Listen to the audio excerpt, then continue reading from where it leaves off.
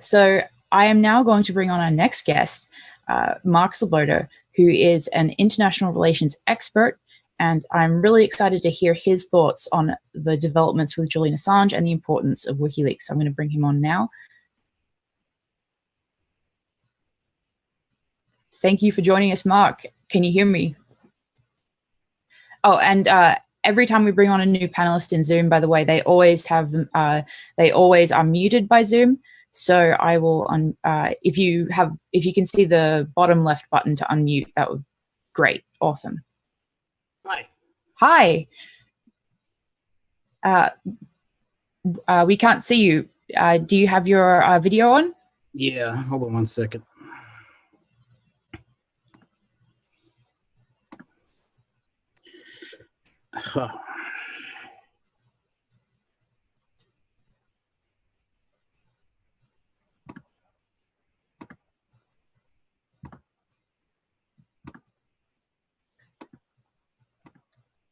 Well, as Mark sorts out his video, I will quickly look through chat. And I'd also like to ask you all to, if you have questions of Mark that you'd like us to ask, please put them in chat and we will be looking through the Etherpad where we compile those questions, and we will be asking as many as we can possibly get through in the limited time that we have available to us. And thank you everyone in chat who has participated so actively in asking questions, in sharing this information, in retweeting and sharing the stream itself on social media. You are all amazing, and thank you so much for your support.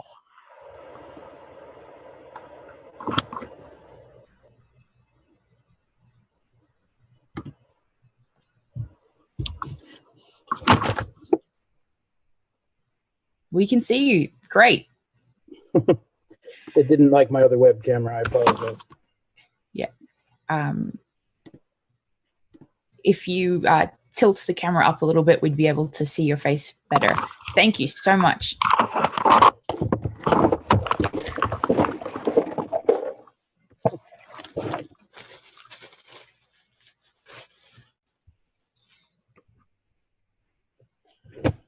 Okay.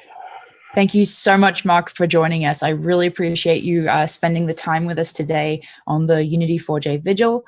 I want to remind everyone that you are an international relations expert. You're a geopolitical analyst. Can you share with us your insights on the importance of WikiLeaks geopolitically? What is the impact of their work? What are the ripple effects that people don't hear about that you are aware of that you'd like to share about? Yeah. Well, first I'd like to say that I do probably have a little bit of a different perspective than a lot of your panelists that I've heard today. I come from a background in the U.S. military. I served in the U.S. Navy in the nuclear engineering field for 6 years. So that gives me a security perspective, kind of an about face on that at least, that might put me a little bit different. After that, I actually I organized for the Democratic Party, much to my chagrin these days. And there were times when I organized for the Democratic Party, registering voters here in Moscow for John Kerry, met with Ambassador Vershbow, and even worked out of the U.S. Embassy at times. So my about face on that is fairly significant, but I think it also gives me some insights into exactly how the power systems that a lot of what Julian's and WikiLeaks work challenge, how they operate and how pernicious they are. And the first thing that I would like to say is it's often assumed that WikiLeaks, that Julian Assange operate completely on the principles of a kind of utopian idea of the absolute free flow of information, and kind of a techno-utopia approach, seeming to counter what he rightly sees as a techno-dystopian approach. However, I think that's kind of a simplistic reading of Mr. Assange. And I would invite everyone to, not just partake of WikiLeaks, of the information, via leaks and other sources that it provides, but also to read what Julian Assange and WikiLeaks has written. Read his latest book, Verso Books, The WikiLeaks Files. It's an anatomy of how the U.S. empire works using the diplomatic cables that were secured by WikiLeaks. Read his 2012 Cypherpunks, which is an example of, it's an examination of the way the world is moving, how technology, how this, the internet, this free flow of information that once promised to be the most emancipating force in the world, at least in the eyes of many of its advocates, actually became a system of what could be called totalitarian or inverted totalitarian oppression that threatens an extremely dystopian future. Julian Assange has written there. He's written a number of blogs and essays on the state and terrorism. I would recommend everyone to read these.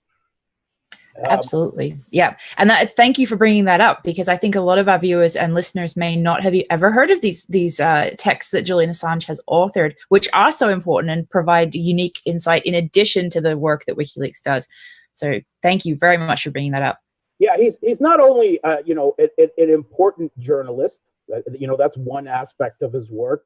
An important social activist. He's an important political thinker, and he hasn't constructed new architecture, but he has stood on top of the backs of other giants, as everyone else has, and has progressed forward our understanding. And he deals a lot with the examination of power, which I think draws a lot off of Stephen Luke's Power, a Radical View.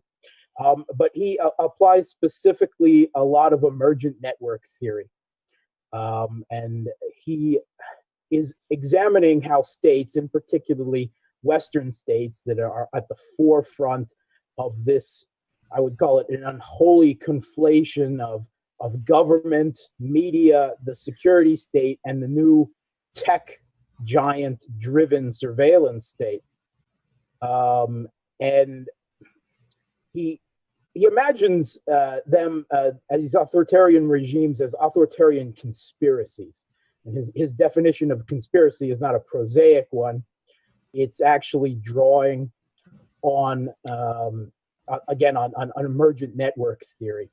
He asks us to imagine these repressive Western conspiracy states as wooden planks.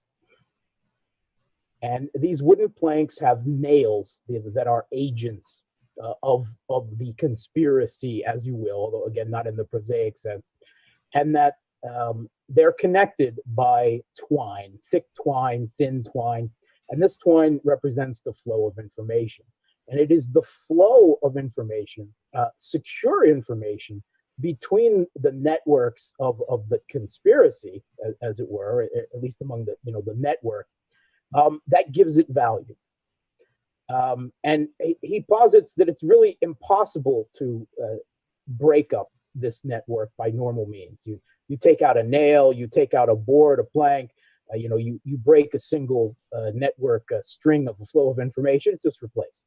It doesn't inhibit the total system of repression. And he spends a lot of time thinking about why it is repressive and why this secure bargaining of information across power structures is pernicious, specifically because it is kept from the public and it forms a type of groupthink among the elites that form it. And he envisions WikiLeaks as a way to change the rules of the game.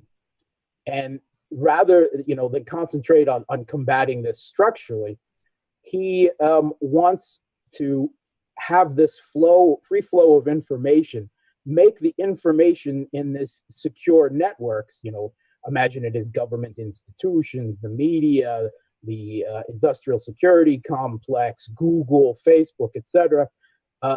Their information, if it lacks meaning simply because it's been made available to everyone, or even if they can't do that completely, at least to have enough leaks of this information that they begin to doubt the other nodes in this network and don't want to exchange information freely. They become paranoid. And the more repressive the system is, the more scared individual nodes are of sharing information, and the whole thing breaks down.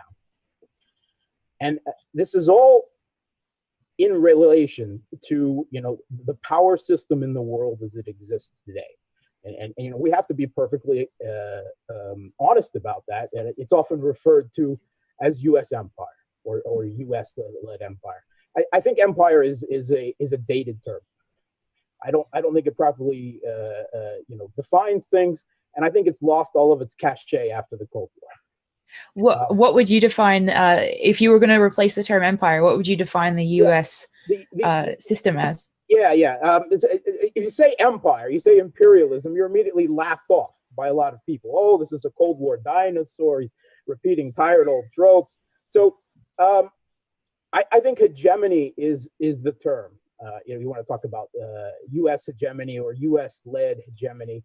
It covers all facets of power, military, financial, the entertainment security complex with Hollywood, the infiltration of the media by the security states, the revolving door between the media, the security complex, the government, and so on. It's all facets of power all over the world. Myself, I think hegemony is a strong term. I'd like to think of it more as suzerainty, because it's not quite a full hegemony yet, and it aspires to hegemonic status, right? A suzerainty, but that is a technicality, and hegemon is the word that seems to have caught on. And you want to take a look at Robert Cox there, critical international relations theorist, and others, and a lot of people have written about it. Even the proponents, the actors of U.S. hegemony, when they're speaking at an academic level, they admit it. They imagine themselves as a beneficent hegemon. And you want to think, how does this hegemony represent it? And as a U.S. military vet, I can tell you one of the most obvious ways that it is. There's over 1,000 foreign U.S. military bases around the world. The U.S. government, on its military alone, just on what the transparent part of the defense budget, and there's a lot that isn't, is more than the next 10 other countries combined. And when you consider that a great deal of those other 10 countries are also its allies, veritably client states, right? And this is such an egregious overspending. It's called full spectrum dominance. Even when the Obama regime left office, they were bombing 9 countries around the world. They had U.S. special forces in 160 some countries, and there's only 192 countries in the world. There were actually U.S. special forces in more countries than the U.S. government had embassies in. That's an incredible point. Absolutely amazing. And we've seen that. I think that this hegemony is not fully, not in any ways beneficent. It forces a neoliberal globalization and homogenization of Western and dare I say the words American culture quite forcibly, right? It's kind of a carrot and stick approach around the world. If you willingly accept it and exchanging commodities and reify it, well, then that's all well and good. If you don't, then we'll bring in the tanks and the bombs and the regime change specialists. In recent decades, since the collapse of the Soviet Union and the end of the bipolar world structure, that to some degree kept it in check, although it did propitiate conflicts all of its own, that bipolar structure, the U.S. has enjoyed this unipolar moment of hegemony, where it has been unchallenged across the world stage. And we've seen Iraq. We've seen 2 wars in Iraq. 2 wars in Iraq Whether we're talking Kuwaiti incubators, babies, or weapons of mass destruction that the U.S. and the world were led into on a number of false pretexts. We have seen, the longest U.S. Conflict in history, the Afghanistan war, which is going into its 17th year, and the country is even more than a mess than it was when the U.S. First, invaded. Supposedly going after terrorists, which obviously require you to occupy a whole country in the middle of Eurasia.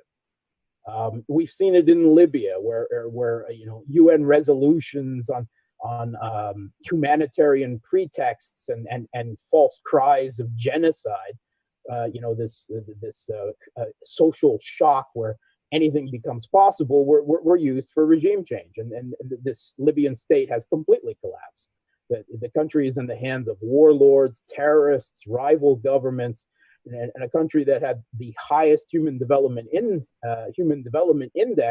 in Africa, and the greatest amount of women rights in the Islamic world. You can't even really call it a state anymore. It is the clearest example, other than perhaps Afghanistan, of a failed state.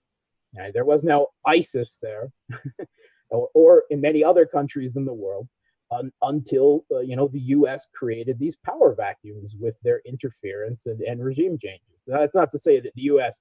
directly created ISIS or anything like that, but they knew perfectly well, and we've seen that through Defense Intelligence Agency leaks, that they knew what the probable consequences of their military and covert actions were, and they thought they could manage the result. It's always about managing the chaos that they create.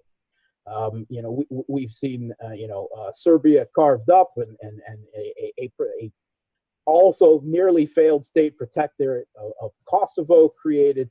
We've seen chaos in Ukraine, Somalia, Ethiopia, and Iraq three times now, and we're looking at Iran, which is probably next up to bat right after Syria. The complete destabilization of that country.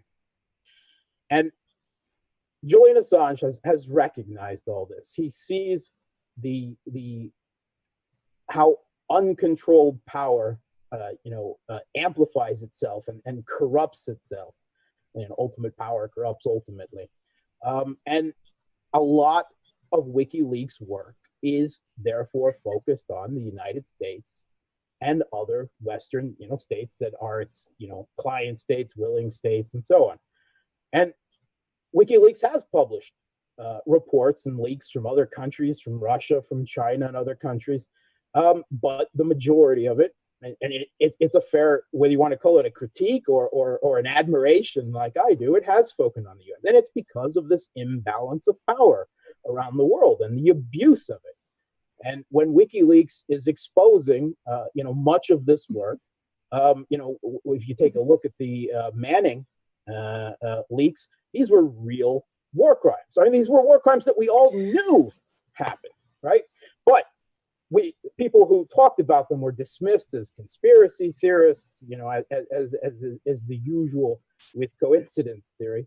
And what WikiLeaks, Manning through WikiLeaks provided, to the world is verification, not only of those incidences, but of patterns of behavior. And the State Department cables, even when they reveal rather normal daily business operations, reveal the arrogance of empire. And behind this is the ideology. It is a supremacist ideology of American exceptionalism. The idea that the U.S. is morally, politically superior to all other states and cultures on the face of the earth. And that when it breaks the rules and it does not view itself bound by international law, by the UN Charter, and so on, that it acts in the best interest of the world and the peoples of the world, often over the heads of their own governments. Even if they don't know it at the time, these yellow-skinned and brown-skinned people just need to be liberated to the truths that an American copycat or at least American controlled society can bring them. This is why I think that Julian Assange has focused a lot of the work on WikiLeaks on combating specifically these power structures in the U.S., and its allies and client states. I think how much various states in Europe actually have sovereignty. Maybe they're just beginning to rediscover it, some aspects of it again under Trump, as they did briefly under the Bush administration. Or you've got states like Saudi Arabia and Israel, firm U.S. allies for control of the Middle East. Often they seem to be the tail wagging the dog as often as the other way around. But the truth is neither of those two states would exist in the dominant position in the form that they do today without the United States.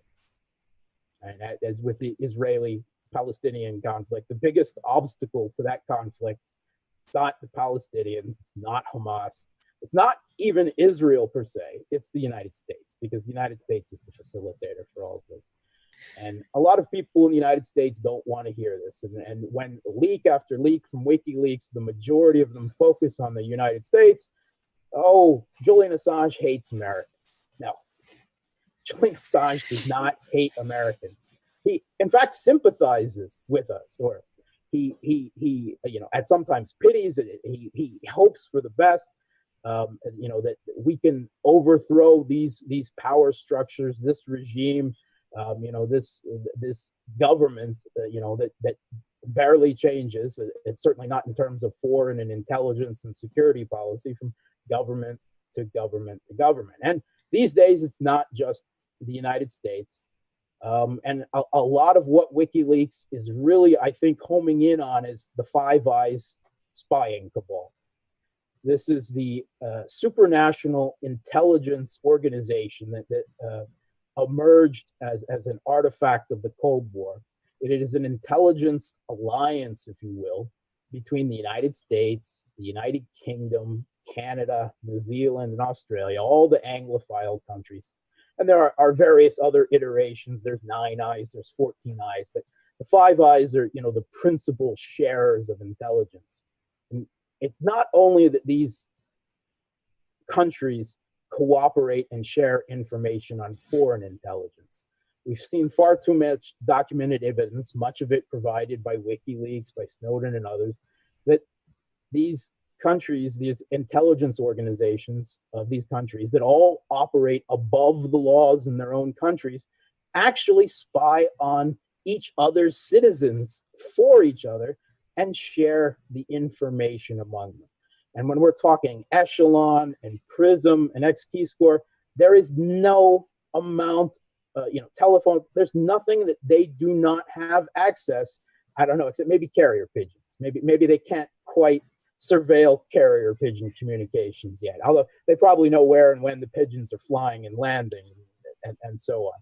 And, we live in this panopticon. And the jailers of the panopticon, who are as much it's prisoners as they are the jailers, they imagine they're doing a good thing, for us, for the world, and so on.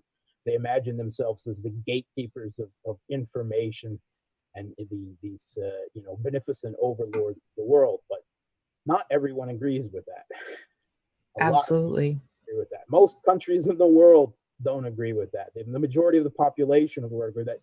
And a lot of citizens of subjects, in some cases, of these countries that are parts of these hegemony, if what is actually happening was adequately explained to them in terms that they can understand, which the media's one of their main goals is obfuscating what is actually going on, they wouldn't agree to it either, even if it's into their, shall we say, short-term material consumer benefits, which is a rather short-term and narrow view, even that. So I would like to bring you back to your discussion of Chelsea Manning's contribution to this whole, revelation of the real history of all of this development, and get your perspective on the WikiLeaks publication of Collateral Murder, that the incredible video documenting war crimes, and the other publications that you've mentioned, or the Afghan war logs, et cetera, et cetera. Can you please tell us what the impact is on you as a veteran in witnessing WikiLeaks publish this type of documentation of war crimes? Sure. I think more than anything, it has been the verification, the convincing all of us that, what we had already gleaned from the odd journalistic report be it from the mainstream media or the work of alt media activists, laboring under harsh conditions and trying to get through the veil. A lot of it is confirmation of what we knew, convincing us we're not alone, we're not insane, these things really are happening. And the complete debacle that the Iraq war turned in, not just for, of course, the destruction of Iraq, the rise of ISIS, the problems that continue to beset the region, but for U.S. geopolitically, it was a disaster.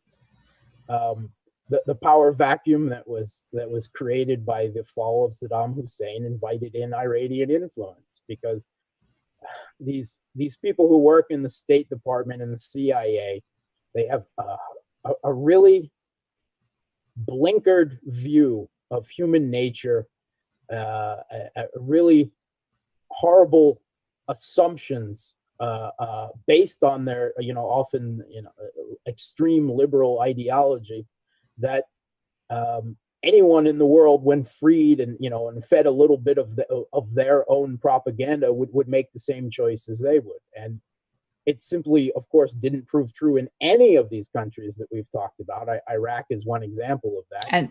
And correcting myself, I meant to say the Iraq war logs, not the Afghan. I misspoke. Sorry about that. But I already got it.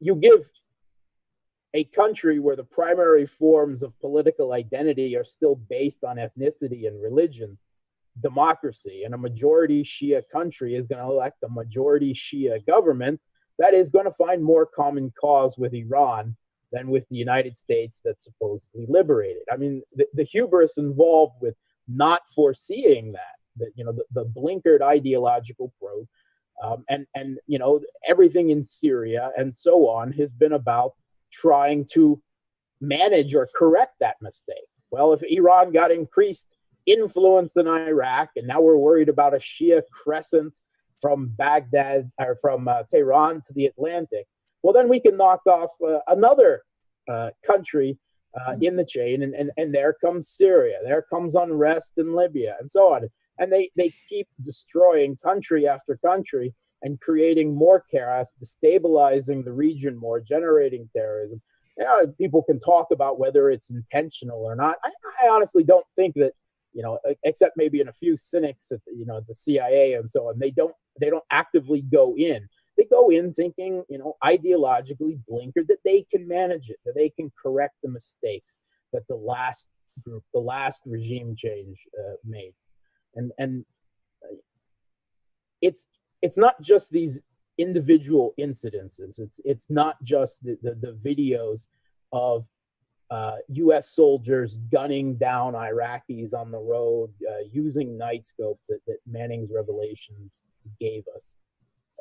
These are individual war crimes, and they should have been treated by sense. And the fact that they haven't been treated by sense, not even seriously by the media, much less by the people that should be holding these people accountable, whether it's under domestic law or international law. But even the media, which has refused to make the call, by political parties that have refused to address the thing. When Barack Obama got elected and refused to investigate torture and hold anyone accountable, and Gina Haspel, Bloody Gina, then becomes the director of the CIA. After punching pregnant women in the stomach in CIA black sites in Thailand. Well, that's not happening now, of course, right? It just happened before. We need to move on. And that makes them perhaps even more, it's not just complicit, because it normalizes behavior like this. But at least with Manning's revelations,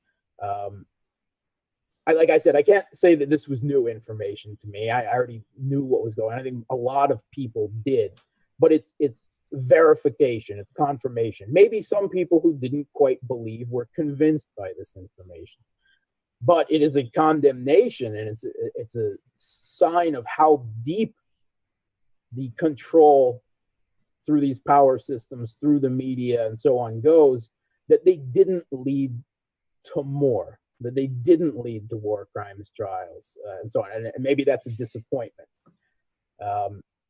I don't think that Julian Assange and WikiLeaks and Private Manning are solely being persecuted for what they have done. Because, let's face it, what they've done is limited. They're being persecuted for what they could yet do. They're being persecuted for the deterrence value, to prevent more whistleblowers from coming forward.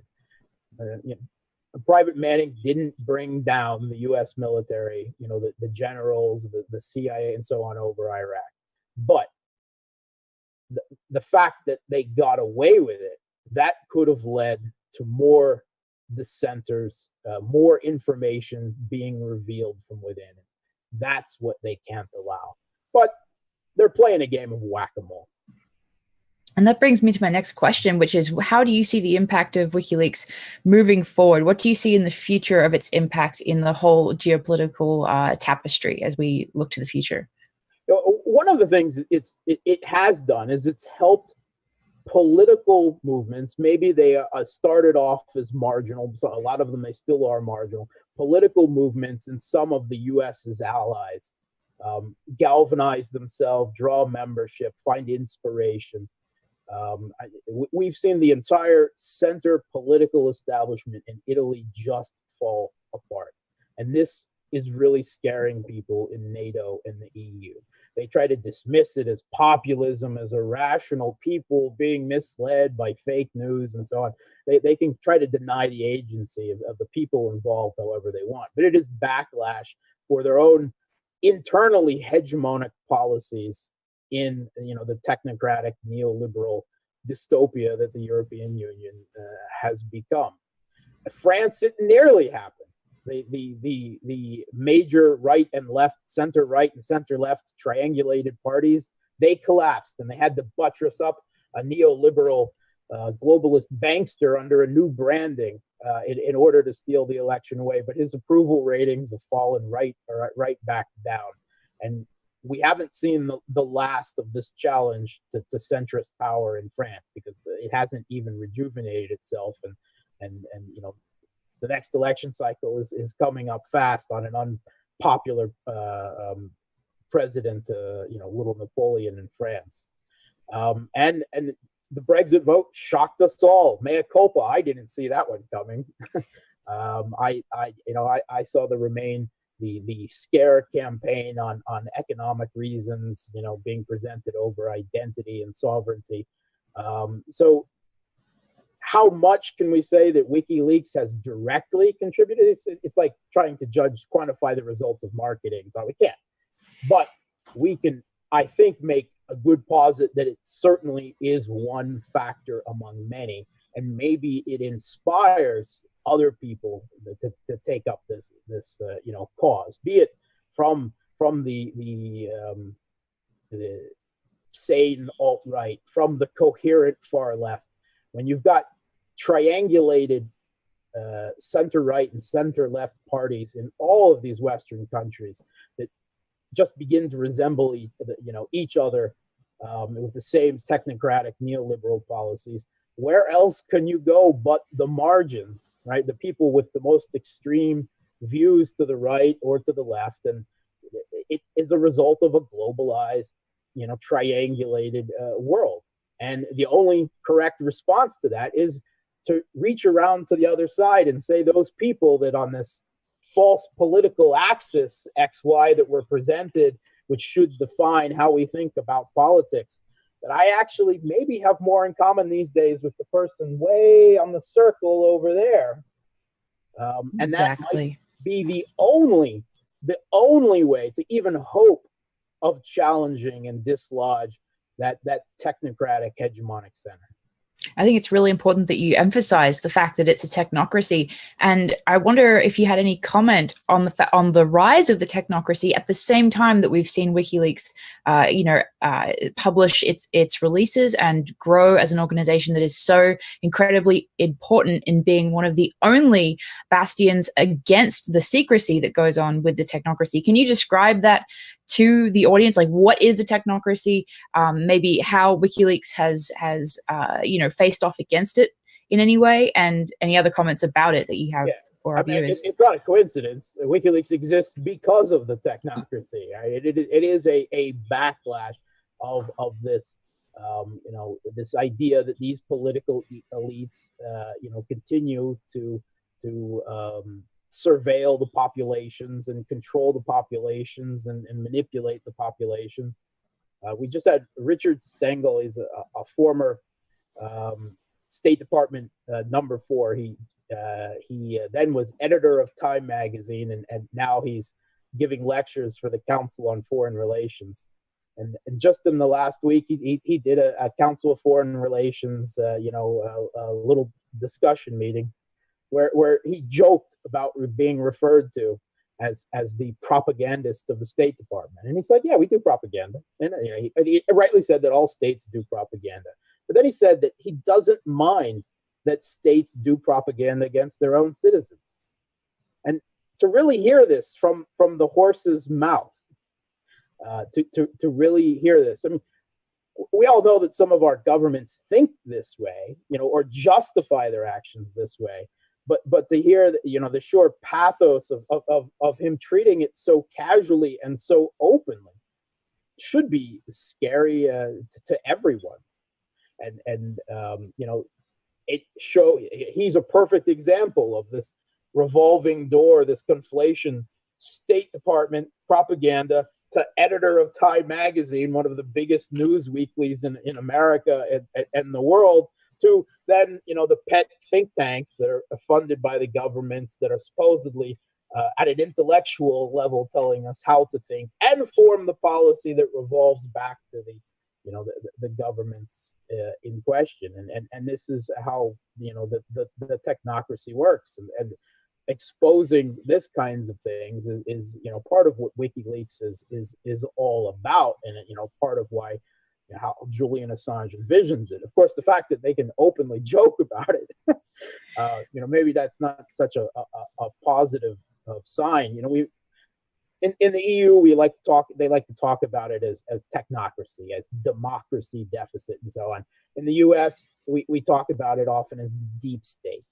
These unelected bureaucrats in the intelligence fields, the military and the other executive branches. The U.S. has more executive branches and security apparatus than you can shake a stick at, that aren't held accountable by elections, as if that changes anything when you're locked into a choice of Coke or Pepsi.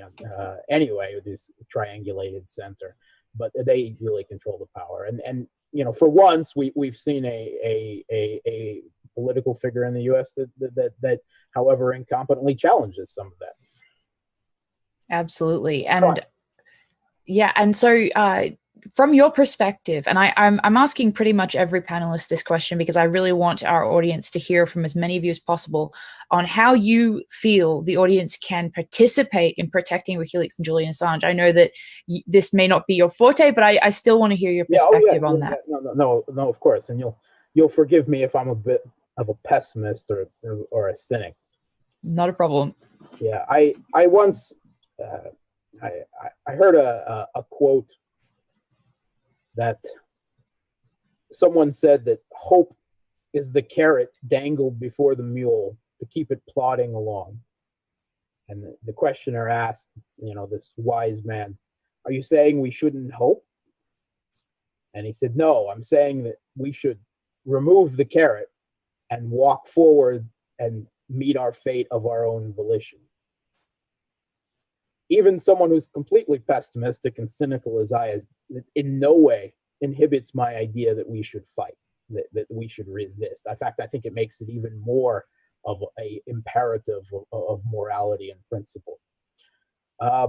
There are a lot of shall we say, U.S. client states, looking particularly at Australia, New Zealand. We just saw in Italy, where this centrist regimes in power, they are fragile, and they are showing signs of breaking. So to be involved politically at one level, unfortunately, it does need to be party politics, I think, but alternative parties outside the center, and encourage politicians and political movements that are more supportive of WikiLeaks. And I don't want to. Julian Assange is important, and what he's done, but WikiLeaks would continue even if he was removed or suicide or imprisoned. But individual people have charisma and power, and it would be a blow if Julian Assange fell into the hands of the U.S. and went the route of some secret grand jury trial, some secret trial under secret laws that we couldn't question. Do contact your representatives. It can't hurt, and an email doesn't do it. Go to their office, get in their faces. But I think that Julian Assange saw the difficulty of working within these already systems. Civil disobedience, anything less than civil disobedience, normal protests and signatures on various lists that float around the internet, that doesn't cut it. Civil disobedience, they will at least notice.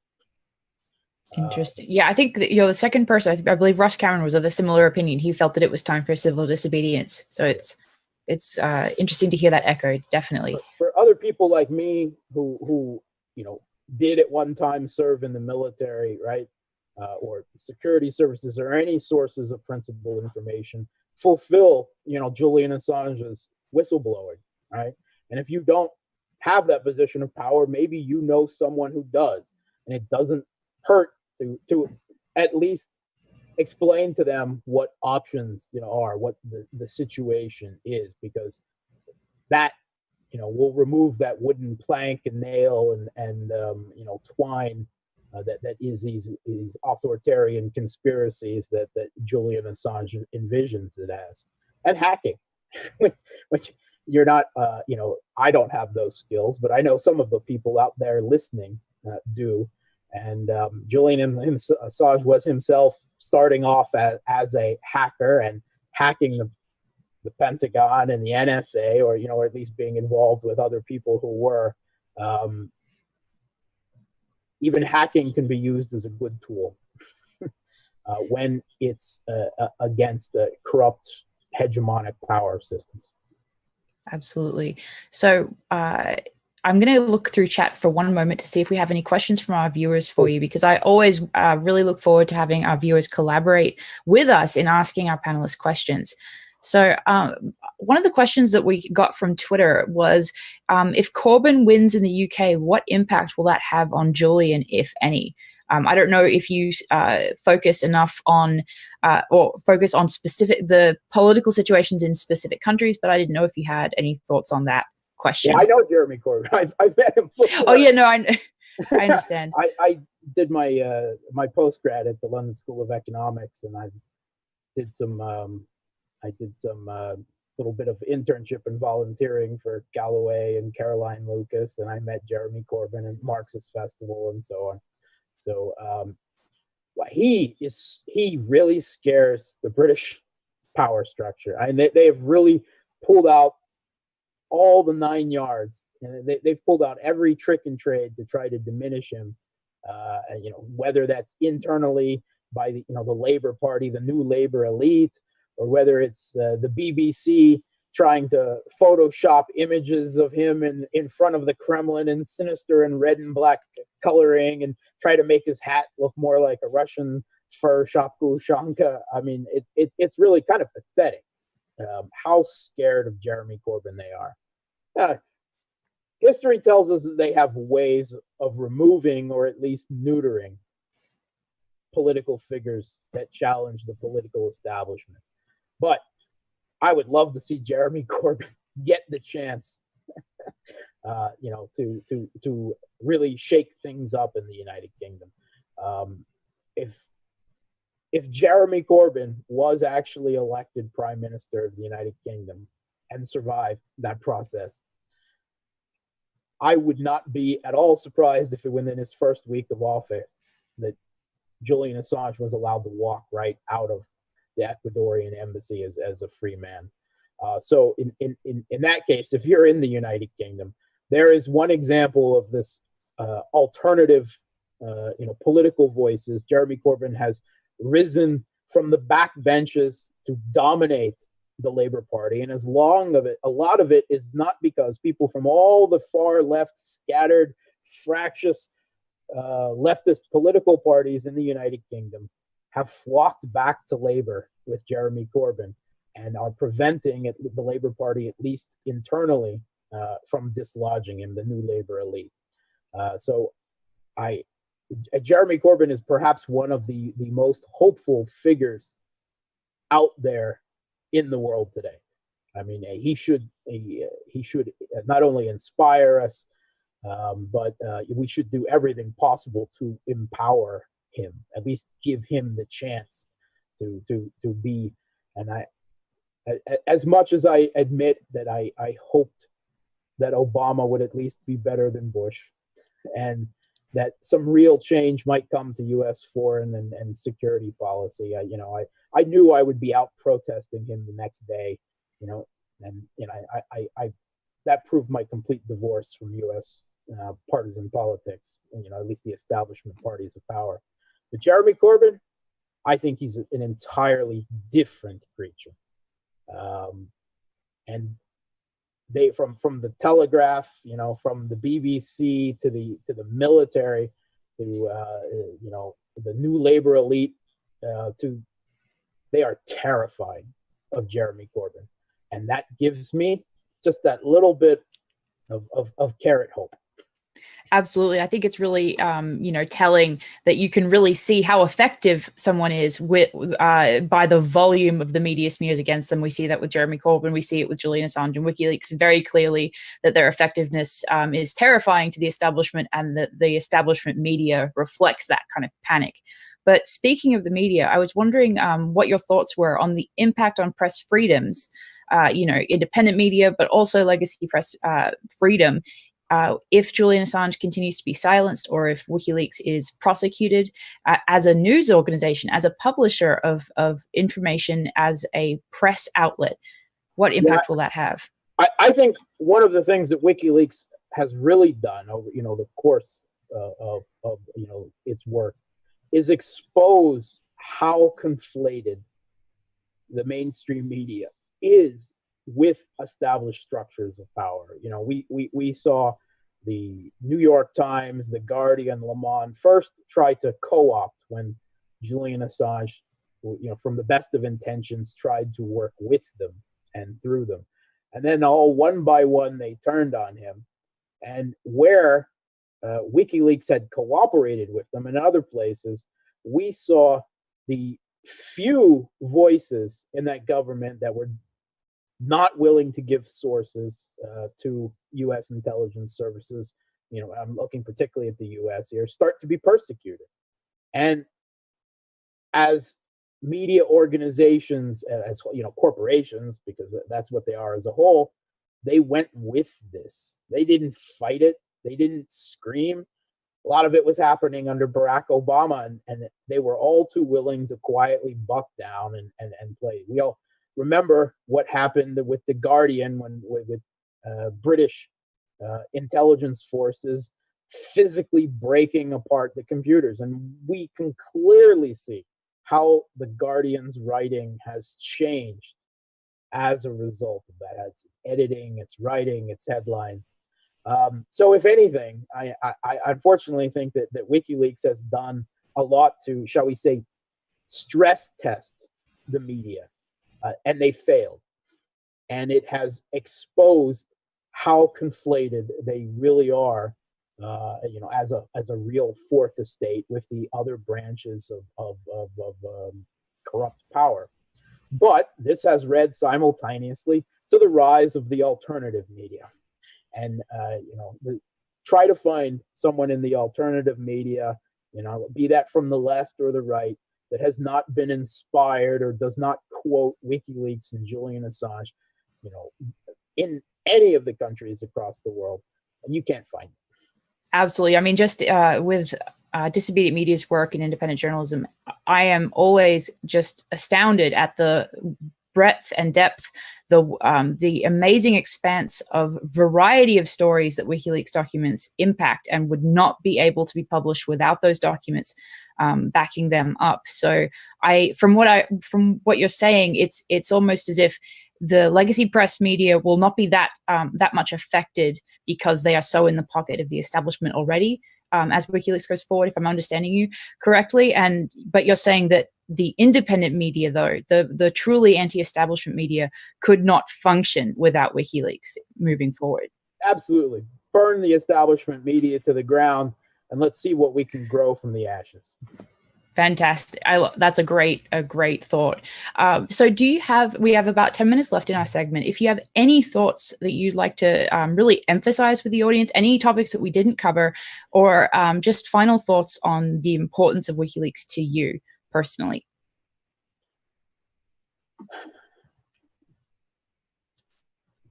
All right.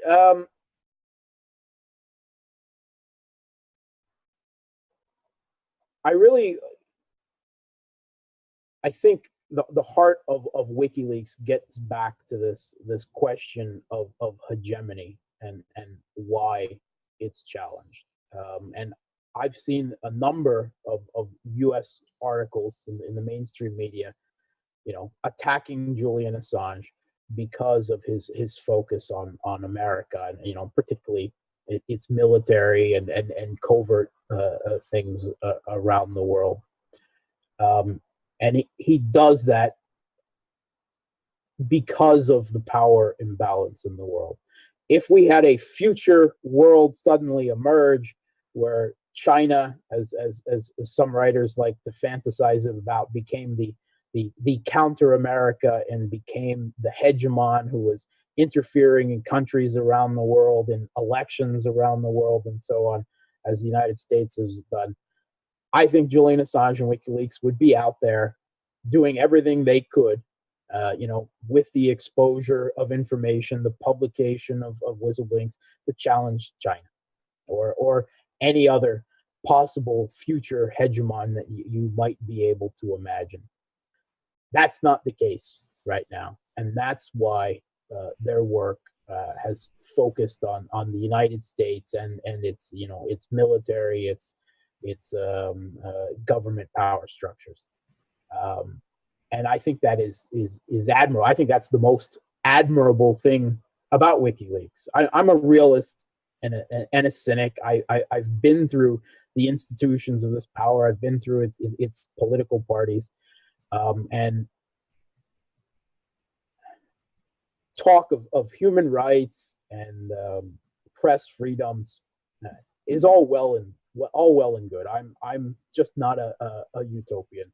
I don't believe very much in human nature,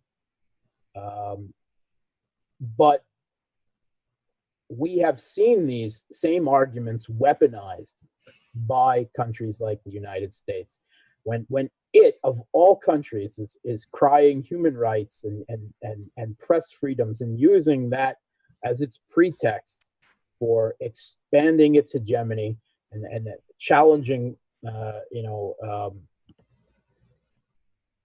the real international order.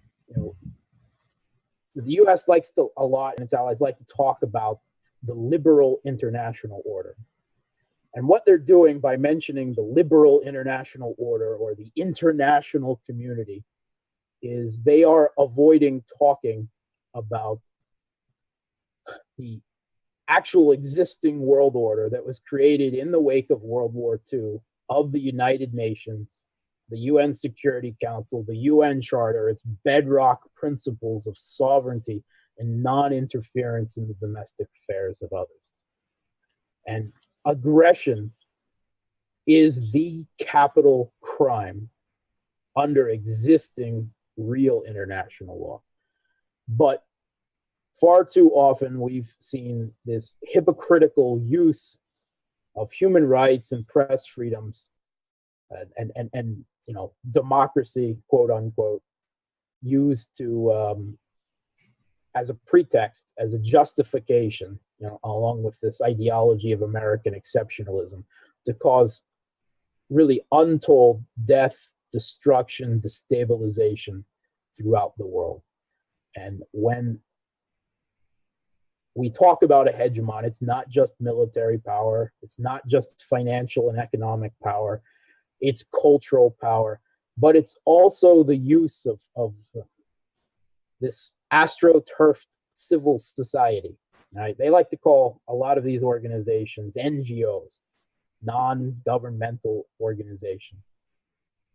That is when these organizations are state-funded and often run by people who were, you know, at positions of power within these state structures. Hi, Ken Roth.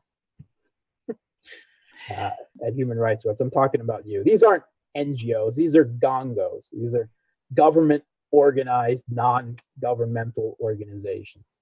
And this corruption of the idea of civil society, of international civil society, is no less a factor of this hegemonic control than everyone else. And I would simply don't let that completely dampen your spirit of international solidarity and your, you know, beliefs in the better angels of human nature, but at least treat what you hear with a grain of salt.